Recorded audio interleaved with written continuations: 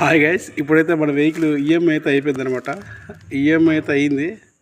దగ్గర ఇప్పుడు నేను వెహికల్ తీసుకుని 45 months అయితే అయింది. దాంట్లో సగం ఈఎంఐలు మా బావే కట్టున్నాడు.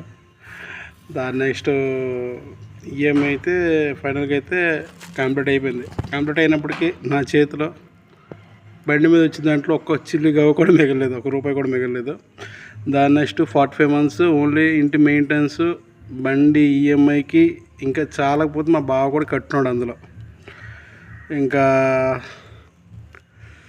బండి ఇప్పుడైతే రిపేరింగ్ కూడా స్టార్ట్ అవుద్ది.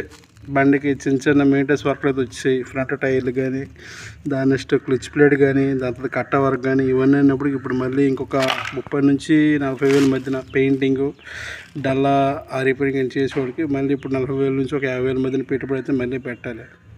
ఒకసారి ఈ వెహికల్ ఫీల్డ్కి వచ్చేటప్పటికి కొంచెం ఆలోచించుకుని అయితే ఒకసారి